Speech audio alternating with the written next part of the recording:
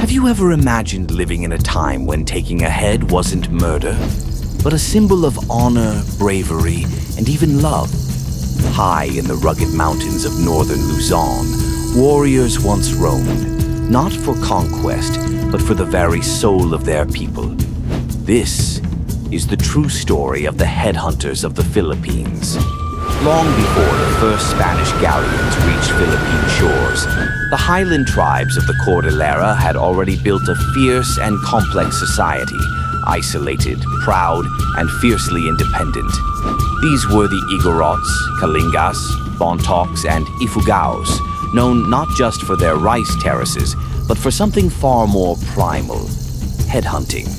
To outsiders, it was savage, but for the tribes, it was sacred. Taking a head was never senseless, it was spiritual, a rite of passage, a declaration of manhood, a way to honor ancestors, protect the tribe from evil spirits, or bring blessings to the harvest, and sometimes to win a bride.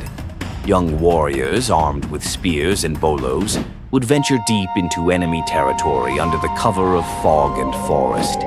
The act of taking a head was swift and brutal, but afterward came ritual, songs, feasts, and offerings.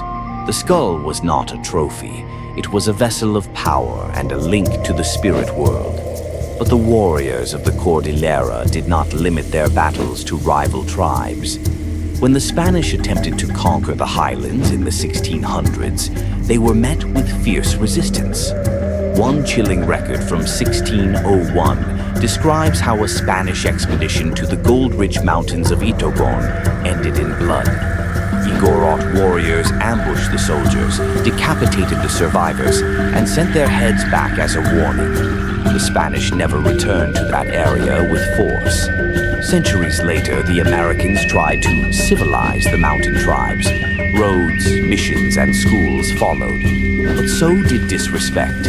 In 1907, an American patrol in Kalinga territory was attacked after they desecrated sacred land. The Kalinga warriors responded swiftly, killing several men and displaying their severed heads, not for cruelty, but to uphold ancestral law. The U.S. government called them rebels, but in the mountains, they were defenders. Even during World War II, the headhunter spirit endured. In the Japanese occupation, some Ifugao and Kalinga warriors turned their skills against the invaders. Oral accounts tell of ambushes in the forests where heads of Japanese soldiers were taken, not as part of tribal ritual, but as revenge for atrocities. In this clash of worlds, the ancient ways became a weapon of resistance once again. Yet, headhunting wasn't about violence for its own sake. These raids were governed by strict codes. Peace pacts, called bodong, kept balance between tribes. Breaking them brought not just retaliation, but shame. Diplomacy and war walked hand in hand in the Cordillera. As the 20th century marched forward, headhunting began to fade. Christianity, government control, and education changed the lives of the mountain tribes. The last reported tribal headhunt occurred sometime in the 1970s, but echoes of the past remain. In remote villages, skulls still hang above doorways, not as threats but as memories. Old warriors speak of raids not with bloodlust, but reverence. The rituals once tied to violence are now echoed in tattoo, dance, and the beat of the gang song. They were called savages. But look deeper, and you'll see a people of courage, tradition, and code. The story of the Philippine headhunters is not one of cruelty.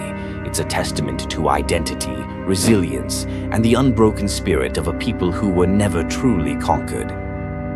In a world full of forgotten tales and ancient mysteries, one click can take you deeper.